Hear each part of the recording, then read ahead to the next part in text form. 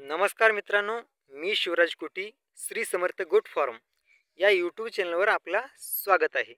तर मला बऱ्याच जणांचे फोन येत आहेत की भाऊ आमच्या ज्या शेळ्या आहेत ते व्यालेल्या आहेत, परंतु त्यांचे जे करड आहेत ते खूप कमकुवत आहेत, खूप नाजूक आहेत, जास्त दूधही पित नाहीत आणि काही काही करड जे आहेत त्यांच्या अंगावर चांगल्या पद्धतीने केससुद्धा आले नाहीत।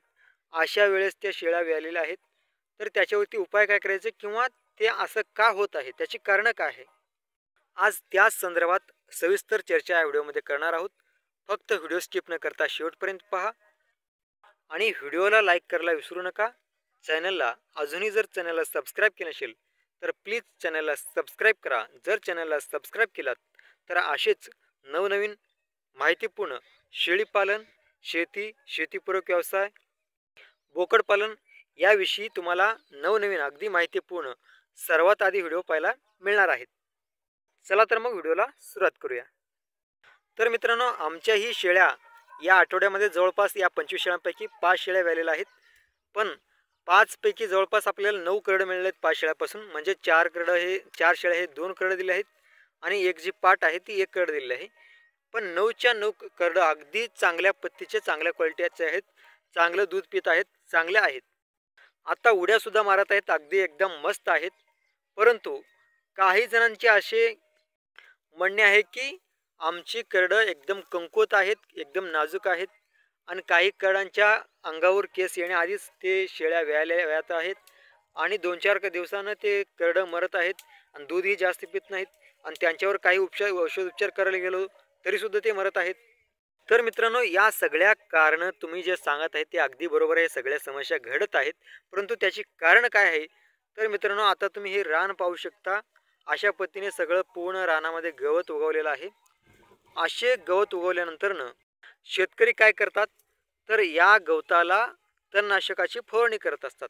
तणनाशकाची फवारणी केल्यानंतर तेच जर आपण रानामध्ये आपल्या शेळ्या जर चरायला सोडलो तर आपल्याला कळणार नाहीत की आपण जर आज जर त्या शेतकऱ्यांनी या शेतामध्ये जर तणनाशक मारून गेले तर आपण दुसऱ्या दिवशी जर त्याच शेतामध्ये जर शेळ्या सोडलो तर शेळ्या चरतील सुद्धा आणि शेळ्याला फार काय त्याचे काय अडचण होणार नाही, समस्या होणार नाही।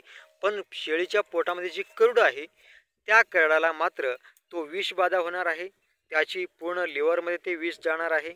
त्यामुळे तो जो शेळीच्या पोटामधला करड आहे तो एकदम कमकुवत असणार आहे आणि तो जास्त दूधही पिणार नाही आणि तो इकडे मरतही नाही आणि जगतही नाही, असं स्थिती त्या करडाचं झालेलं असतं।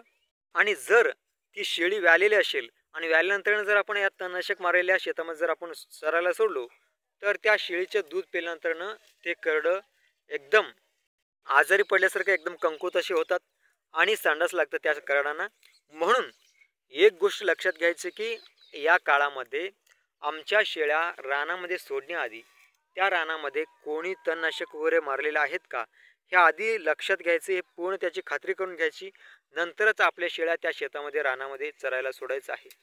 जर आपण तणनाशक मारून झालेल्या 2-4 दिवसांनी जरी त्या रानामध्ये आपण शेळ्या सोडलो तरी सुद्धा ही समस्या अनेक शेतकऱ्यांच्या वाट्याला येत आहेत।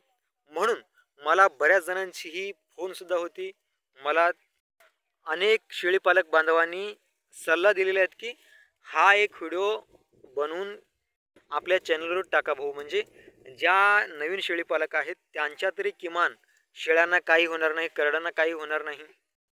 म्हणून मित्रांनो, ही गोष्ट लक्षात घ्या की आमच्या शेळ्या अजिबात ज्या ठिकाणी तणनाशक मारले असतात त्या ठिकाणी अजिबात सोडू नका आणि आपल्या शेळ्या जर तणनाशक मारलेल्या ठिकाणी जर चरल्याच, आता समजा उदाहरणार्थ त्या शेतामध्ये जर तणनाशक मारले असेल, आपण जर त्या शेतामध्ये जर शेळ्या चरायला सोडलो तर त्या शेळ्या खाणारच आहेत आणि त्या ज्या शेळ्या खाल्ल्या आणि शेळ्या चरल्यानंतर आपल्या लक्षात आलं की या शेतामध्ये तणनाशक मारले होते, तर ताबडतोब त्या ठिकाणी काय करायचं मित्रांनो, लिंबूचा जो रस असते तो रस घ्यायची, त्याच्यामध्ये थोडंसं खाण्याची सोडा टाकायची आणि ती रस जे असते ते आपल्या शेळ्यांना ताबडतोब त्या ठिकाणी प्यायला द्या, म्हणजे जेणेकरून त्याच्या पोटामध्ये जो त्याचा तणनाशकाचा जो प्रभाव गेलेला असतो तो त्या ठिकाणी बाजूला होईल, म्हणजे शेळीला तो त्रास होणार नाही किंवा करडांना सुद्धा करडांच्या जीवावर सुद्धा त्याचा खूप काही प्रभाव पडणार नाही।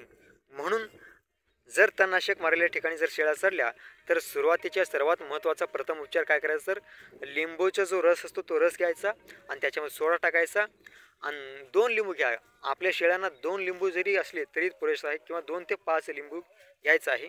त्यांचे रस काढून घ्यायचं आहे. त्यामध्ये खाण्याचा सोडा थोडा एक अर्धा चमचा टाकायचा आहे आणि ते आपल्या शेळ्यांना पाजायला द्यायचं आहे. आणि ही गोष्ट केल्यानंतर ना आपल्या शेळ्यांना कंपल्सरी त्या ठिकाणी लिव्हर टॉनिक द्यायचं आहे, कारण त्याच्या लिव्हरवर त्याचा परिणाम झाला असतो. म्हणून लिव्हर पुन्हा स्ट्रॉंग होण्यासाठी, त्याची पचनक्रिया वाढण्यासाठी, भूक वाढण्यासाठी आपल्याला टॉनिक देणं अतिशय गरजेचं आहे. तर मित्रांनो, व्हिडिओ जर आवडला असेल तर नक्की व्हिडिओला लाईक करा. अजूनही जर चॅनलला सबस्क्राईब केलं नसेल तर चॅनलला सबस्क्राईब करा. तुमचा एक सबस्क्राईब, एक लाईक माझ्यासाठी खूप महत्त्वाचं आहे. धन्यवाद. जय जवान, जय किसान.